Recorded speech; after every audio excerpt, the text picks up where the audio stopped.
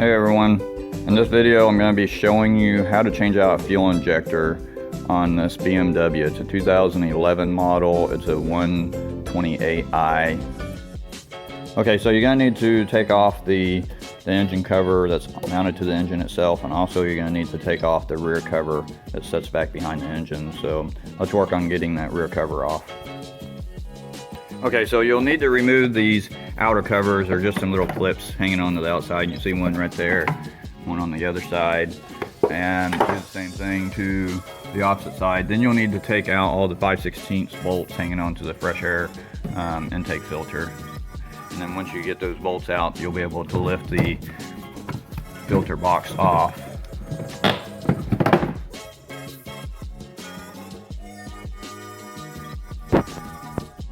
So then you have some more 5/16 bolts hanging on to the cover on both sides.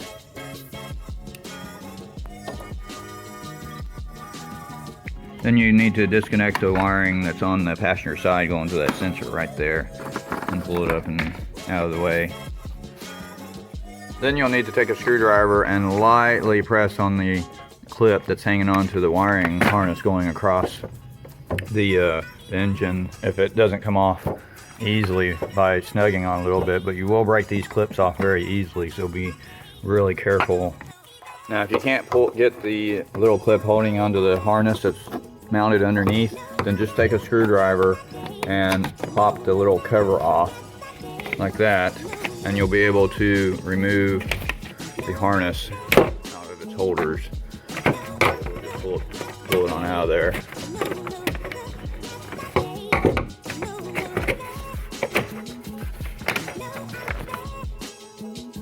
Now you should be able to lift up on the cover and pull it upward and pop it straight out, and then I'll remove it off from the vehicle and then just set it off to the side. And I'll show you right here, it's just got these little clips that goes underneath the cowling, and that's the clip that's on the back side there whenever you're lifting this tray up and out. So now you'll need to remove the 2 bolts that's on the front of the cover, and then there's more bolts in the back and one on the side, right, let's see, right back there in the corner. So you'll need to remove those 4, and then you'll be able to lift the cover off the engine.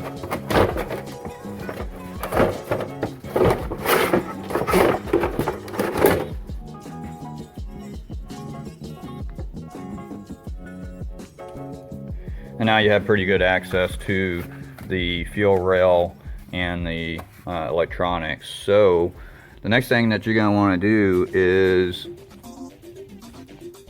take an air blower, if you've got it, and blow all the dust off from the engine. Try to get all the debris off that you can as much as possible, especially around the injector area, so that you don't get anything in there as you're removing all the parts.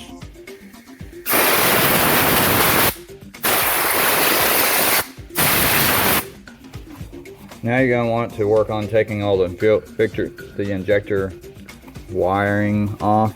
I'm not sure if you can see, but they don't normally like to just pop up. So what I like to do is just take a screwdriver, go down there to the clip, and just barely pull out on the clip as you're pulling up on the fuel rail behind it.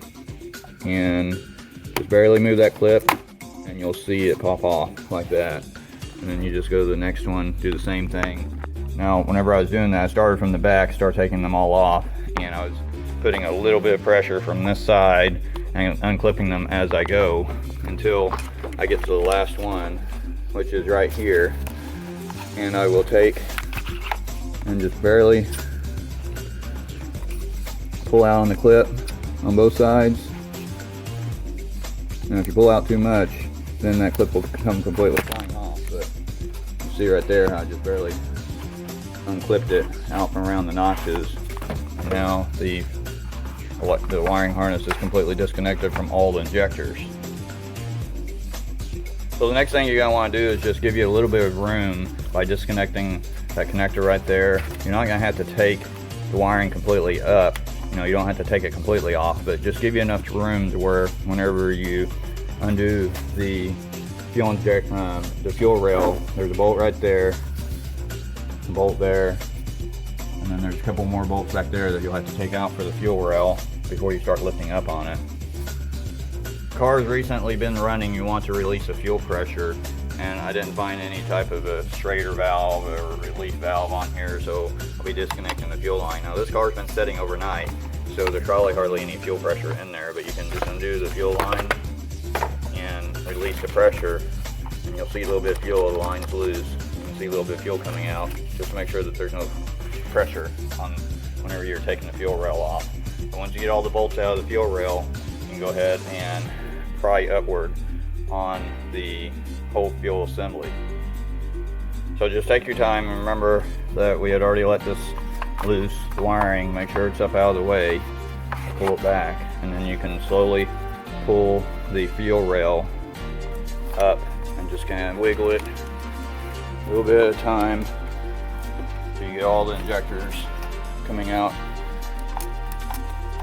of the hole just like that. Okay, now you can see the fuel assembly is taken off, and then we'll be able to get to the injectors. Now, you want to be careful not to get the injectors dirty, so it'd be a good idea to place a couple of rags down so that whenever you pull the rail out, the injectors aren't setting on just the engine, but the fuel line is still attached. And I'm just setting it off to the side since I'm only replacing the number 4. So 1, 2, 3, 4, I'll be replacing this one right here, and you can watch how easy it is to take it out. So all you gotta do to take the injector out is simply push the clip back. You'll see the clip right here, and then you can wiggle the injector out. Now you might have to tug on it and put quite a bit of pressure on it in order to get it out, but you will have some fuel coming out at that point. That's draining out of the rail. Now you can see that we got the injector out, so this is an original BMW injector, and we'll be going and getting a replacement and reinstalling it. So once you get your new injector back into the fuel rail, you want to put the retaining clip back on. Then you want to check all your seals on your injectors to make sure that none of them are torn. Now, it is normally a good idea to go ahead and replace all of your seals, but if you don't replace your seals, then just make sure that they're all good. You can take a little bit of lubricant and lube up the seals where it goes into the engine, and that way they slide back into their original holes easier.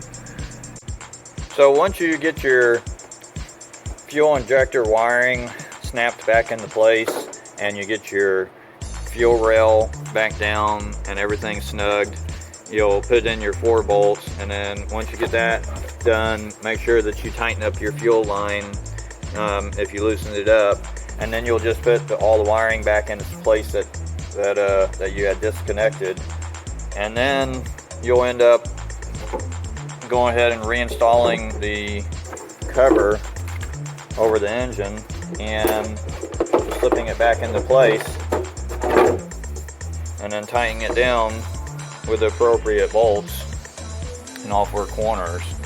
So after you get that tightened down, then we can go ahead and finish up putting the rest of the engine cover or the cowl on the back side and get it mounted. So now I'm going to work on getting the rear engine cover back on, and you'll just slide it up in place, do a reverse of how you took it off by lifting it up and letting the little bracket slide underneath the cowling and push it on underneath there.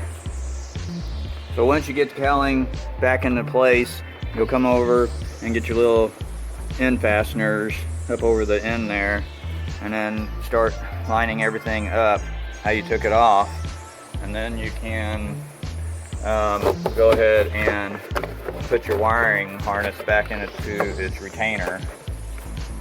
Once you get that harness back in the retainer, then just simply push the clip up and snap them back in. And then you'll bring your upper wiring harness and slide it back into place until it locks in. Now you can go ahead and reinstall your fresh air filter box back up on the cowling. So now you'll reinsert the bolt on this side and the same for the other side.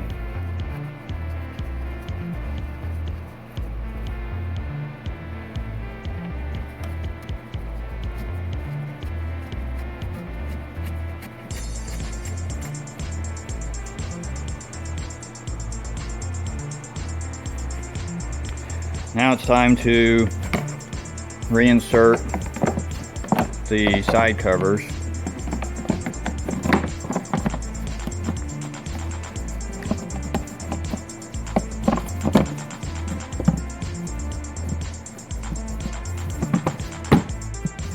Snap them down into place.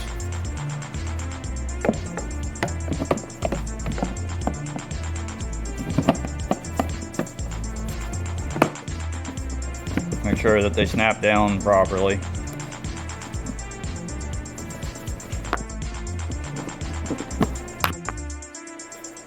Now after you've got those in place, now you can start reinstalling the screws that we're holding on to the fresh air filter.